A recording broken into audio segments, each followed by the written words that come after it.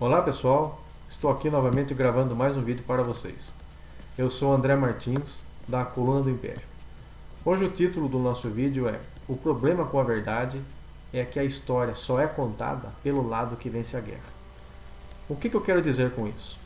É que muito que nos é passado nas escolas sobre acontecimentos históricos do passado nem sempre é verdade. Tem muita coisa que às vezes nos é passado de forma errada. Por quê? Porque o próprio título já sugere isso do nosso vídeo. É que imagine assim, duas facções.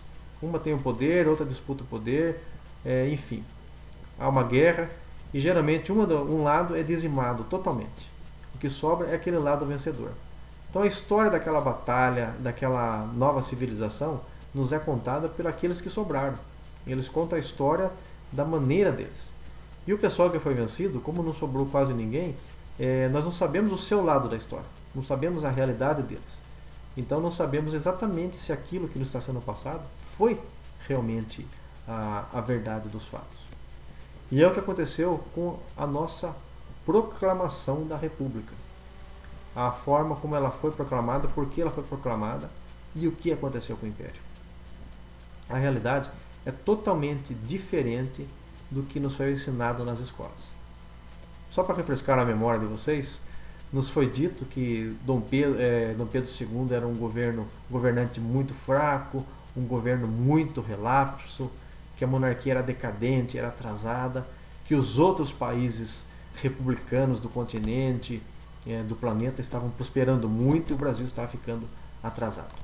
E que o Dom Pedro II permitia a corrupção no país e não fazia nada, era um governante omisso. Isso que nos é passado. E que o Marechal Deodoro, num rompante de patriotismo sem igual, resolve dar um golpe de Estado e proclamar a República, tirar o imperador do poder e assim trazer progresso e justiça à nossa nação. Lindo, é o que é passado nos livros. Mas isso é mentira. Mentiram para você, mentiram para nós. Essa é a realidade. A realidade dos fatos é que Dom Pedro II era um excelente governante. Era um excelente governante respeitado em todo o planeta. Ele é respeitado até inclusive pelos americanos. Teve uma eleição nos Estados Unidos que o nome para presidente da República Americana, os eleitores escreveram o nome de Dom Pedro II. Queriam que ele fosse imperador dos Estados Unidos, para vocês terem uma ideia. A realidade da proclamação da República não é nada disso que foi passado para nós.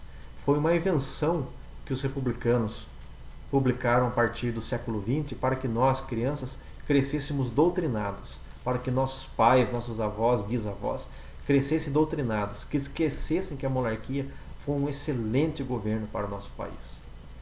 Por que então ocorreu a proclamação da República? Porque uniram três facções que estavam descontentes com a monarquia. E essas facções queriam o poder. Quem eram eles? Os políticos, que queriam ter o poder nas mãos e poder fazer a bandalheira que vocês veem hoje. Esses políticos estavam descontentes com Dom Pedro II, porque Dom Pedro II, com o poder moderador, impedia que esses políticos conquistassem o poder e ficassem aprontando, roubando e fazendo tudo isso que fazem pelo nosso país. Os militares, poucos militares inclusive, descontentes com os salários, e queriam mais ascensão na vida política e também a legislação do Império não impedia. Quem representava esse pessoal era o Marechal Deodoro. E por último, os fazendeiros, donos de escravos, que estavam descontentes com a libertação dos escravos pela princesa Isabel um ano antes. Então o que acontece? Se juntaram essas três facções, todos eles se uniram e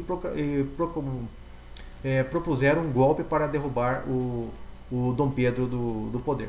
Só que na verdade o Deodoro não sabia disso. O Deodoro não queria derrubar o Dom Pedro II. O Deodoro queria derrubar o presidente do Conselho de Ministros, ou seja, o equivalente hoje a primeiro-ministro. Ele não concordava com a administração do Visconde de Ouro Preto, porque na verdade Deodoro era muito indisciplinado, porque todo militar sabe que ele tem que obedecer ordens do seu superior. E Deodoro não aceitava receber ordens do Visconde. Essa é a realidade. Deodoro tinha problemas com isso. Enfim, esses políticos muito espertos, dentre eles o Rui Barbosa, Quintino Bocaiúva e outros aí, fizeram a cabeça do Deodoro para derrubar o primeiro-ministro. Então o que fez? Deodoro deu o golpe de Estado em 15 de novembro, aprisionou o primeiro-ministro, conseguiu aprisionar a família imperial, Dom Pedro II e seus netos, sua filha e tudo mais, deixou eles presos. E Deodoro, então, destituiu o primeiro-ministro e ficou esperando que Dom Pedro II tomasse a atitude de nomear um novo governo para assim, administrar o país. Então, nesse instante, foi o que Deodoro fez.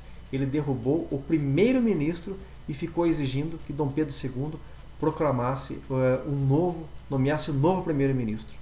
Feito isso, ele foi para os seus aposentos descansar.